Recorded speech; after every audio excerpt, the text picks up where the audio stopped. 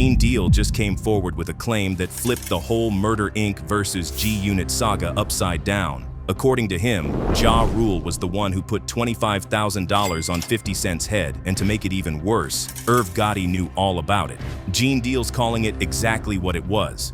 In his words, Ja Rule and Irv Gotti were putting out contracts, and Gene says that a $25,000 bounty was being passed around behind the scenes, and 50 Cent was the target. That $25,000 figure has long been understood in street circles as the standard price to have somebody touched, or worse. Gene is saying this was being actively discussed by people who were deep in both the industry and the streets. In other words, Ja Rule, Irv Gotti, and the Murder Inc. Circle planned the hit that was supposed to take out Fifth. He said it himself a few months back when he hopped on the Art of Dialogue interview.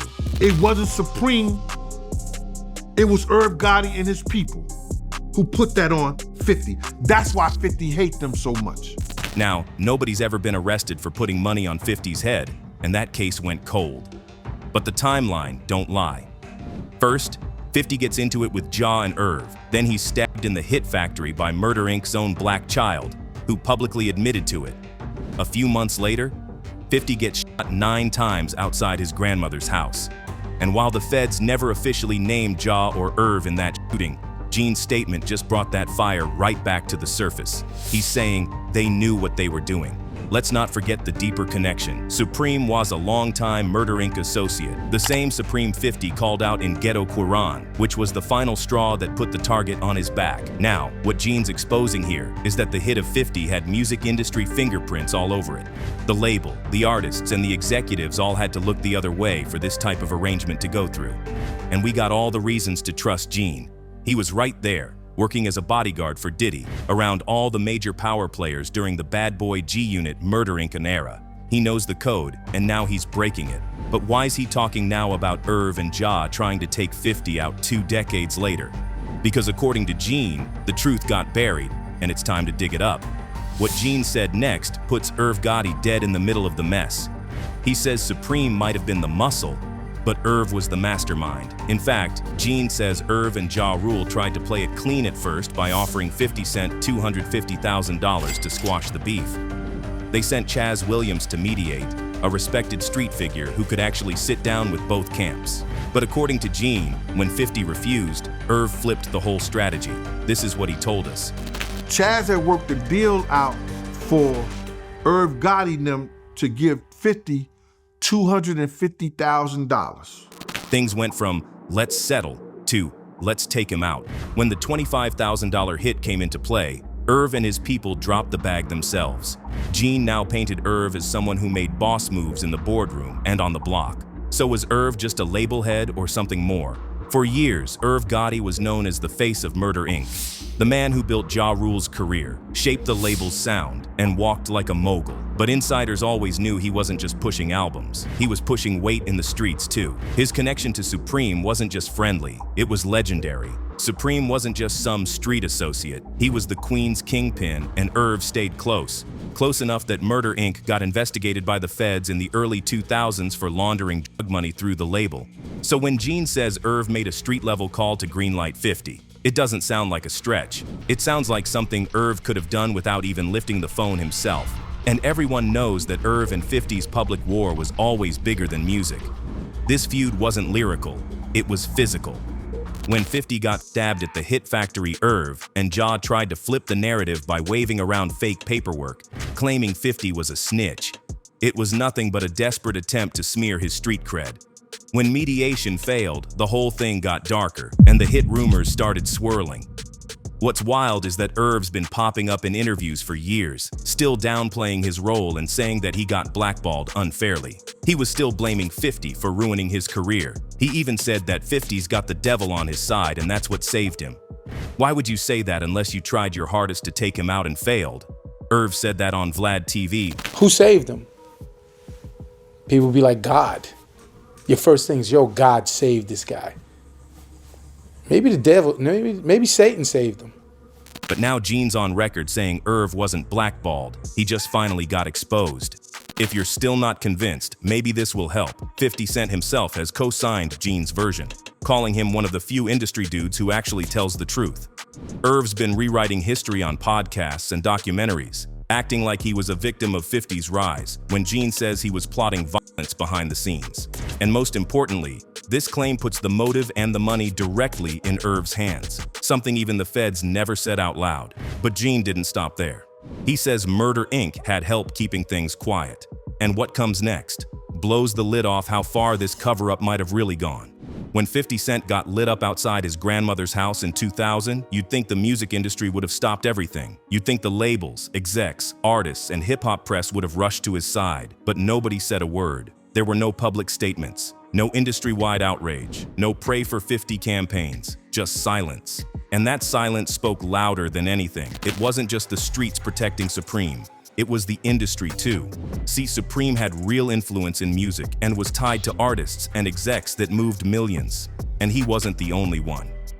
Jimmy Henchman, another name tied to both the block and the booth, managed artists like The Game and had his own issues with 50. Years later, he'd get convicted of putting a hit on one of 50's crew, Lodi Mac. So that culture of fear lasted for years. Between Supreme and Henchman, 50 Cent was surrounded by enemies who had money, clout, and street teams.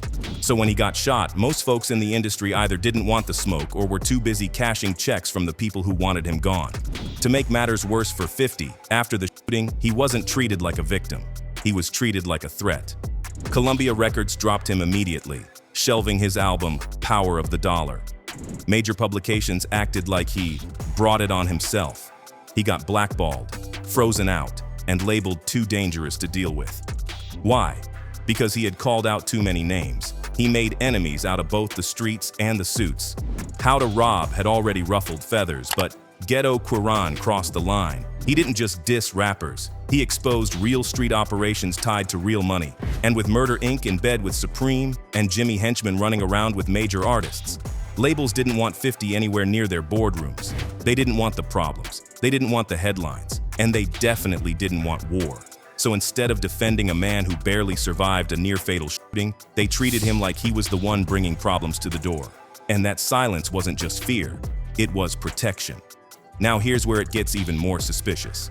The man allegedly responsible for the shooting, Daryl Hamo Baum, a known associate of Supreme, was murdered just weeks after the hit on 50. Whether it was street justice or a cover-up, it worked. After Hamo got clipped, nobody wanted to talk. Not to the feds, not to the press. And as Gene Deal points out, this ain't no coincidence. This was a system, a machine that protected Murder Inc., that kept Supreme's hands clean, and that punished 50 for surviving. So the question becomes, how many people knew the truth and stayed quiet, and how many execs looked the other way? And here's where things turn even darker. When 50 Cent got shot 9 times and lived to talk about it, he didn't just survive, he capitalized. That moment, that trauma, that attempted hit became the backbone of his entire brand. From that day forward, he wasn't just another rapper from Queens, he was bulletproof. But here's where Gene Deal steps in and shakes the table. He says what fans turned into a myth was in reality a murder plot. And the industry knew it. Let's be clear, 50 Cent didn't run from the trauma, he owned it. He built an entire empire on the back of those bullets. The album covers, the press photos, even his debut documentary were all laced with that survival energy. He didn't beg for sympathy. He made the pain look iconic. In interviews, he stayed calm but dead serious. I got hit 9 times. I'm still here. Now what? But it wasn't just marketing. His music told the whole story. In Many Men Wish Death, 50 ain't just rapping. He's recounting a real attempt on his life. That hook? Many men wish death upon me wasn't poetic license, it was literal. That track bled pain, paranoia, and revenge, and fans felt it. And if you're a 50 Cent fan, then you can't help but wonder why wasn't anyone held accountable for what happened to him. Everyone knew what happened. 50 Cent nearly died, yet nobody was arrested for the shooting. Yeah, we know the shooter was Hamo, an associate of Supreme, but Hamo got killed just weeks later, and Supreme went down years later for unrelated charges. Nobody ever stood trial for nearly unaliving 50.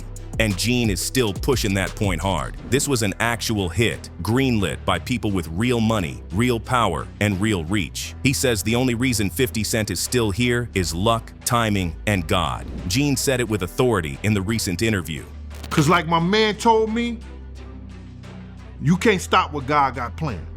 And the feds backed a lot of this up too. Court records, wiretaps, and testimonies all suggest that Murder Inc. affiliates and Supreme's people were tracking 50's movements. They were plotting and watching. Even Jam Master Jay's death was investigated for possible links to 50 Cent, because Jay was warned not to work with him. That's how deep the blacklist ran. Now let's talk about Ja Rule and his part in the hit on 50. Was he just the face of something bigger? We know Ja was in the beef. We know he had a motive. But according to Gene, he might not have been the real power behind the trigger. He might have just been the face, while the real orders came from higher up. For years, Ja Rule has played the role of the misunderstood artist, caught in the middle of a feud gone too far. He's painted 50 Cent as the aggressor, the bully, the provocateur. He called him out at Math Hoffa's for being the bully and the victim at the same time. How you the bully and the victim at the same time?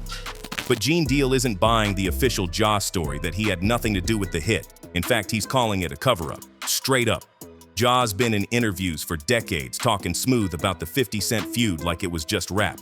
A couple bars, a stolen chain, some egos flaring up. He says he never got his hands dirty, and that violence? That was all hype, media spin, or 50 Cent playing the victim. Even after the stabbing, Ja tried to flip the story. Claimed 50 went and filed a restraining order which turned out to be bogus paperwork. He made it sound like 50 was scared, soft, and snitching. But Gene Deal's saying none of that was true. He says Ja Rule wasn't just Murder Inc.'s frontman. He was active in the streets, standing beside Irv when the orders were being discussed. In his words, Ja wasn't no innocent bystander. He knew the play. He just lets Irv take the heat. On social media, Ja's been quick to laugh at 50, throw shade, call him names, post memes. But every time fans or interviewers ask about the real street beef, he dodges. He keeps it light.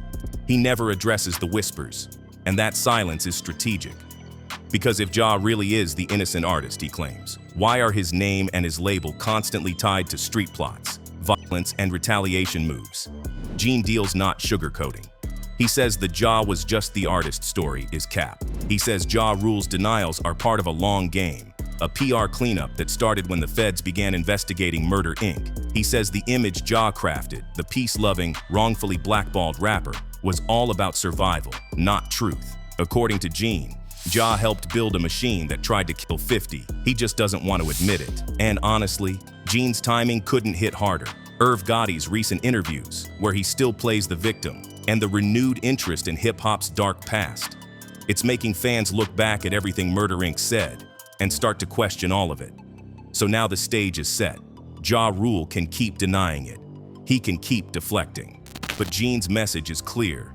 He was there and he's everything but clean. And Gene's final warning? He says more names are about to drop. Gene Deal didn't just wake up one day and decide to start spilling tea.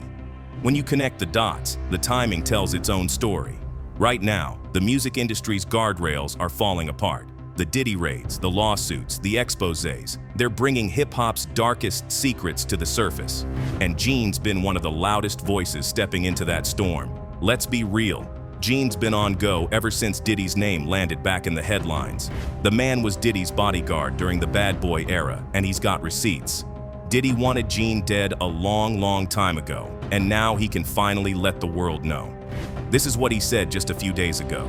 It came to light for y'all that this dude wanted me dead way before I came to YouTube. From Biggie's murder to East Coast power plays, he was in the room when it got ugly. So now that Diddy's being hit with sex trafficking charges, federal raids, and a potential RICO case, Gene's making it crystal clear. I'm not going down with him. But it's not just Diddy. Gene's also taking aim at Irv Gotti, who's been making media rounds, drink champs, interviews, the whole nine, trying to clean up Murder Inc.'s legacy. Irv's been pushing a narrative. He was just a misunderstood label head, not the street puppet master people made him out to be. He says Irv and Ja Rule have spent the last 2 decades rewriting history, acting like they were just caught up in the 50-cent feud when in reality, they were orchestrating real street moves, including a literal price tag on 50's life. And with Ja Rule back on tour, smiling, playing the hits, interacting with fans like everything's sweet, Gene says, nah, this ain't over. Gene's also got personal reasons for speaking now. He's fighting to draw a line between what he saw and what he was responsible for. This ain't just about spilling tea, it's about self-preservation. He knows what's coming down the pipeline: RICO charges, lawsuits, federal heat. And if there's ever a moment to speak before the fire gets too close, it's now. But Gene's also said it ain't just about him. He's tired of watching powerful figures dodge the truth while the victims get buried, literally and figuratively. He's tired of watching the industry turn real-life trauma into promo. He says this isn't about clout or revenge. It's about finally telling the story right, for the people who didn't survive, for the ones still too scared to talk. But is Gene telling the truth or flipping the script? We can't say for sure yet. Some say Gene is a hero for breaking the code of silence, giving raw insight that exposes the rot under the music. Others say he's just covering his own tracks, trying to control the narrative before someone else paints him as an accessory. And truthfully, it might be a little of both. Yeah, Gene was in the room. Yeah, he might have stayed silent for years. But now, he's putting names, dollar amounts, and motives on the table, and not many people are refuting it. So if Gene Deal's telling the truth, someone out there still has blood on their hands.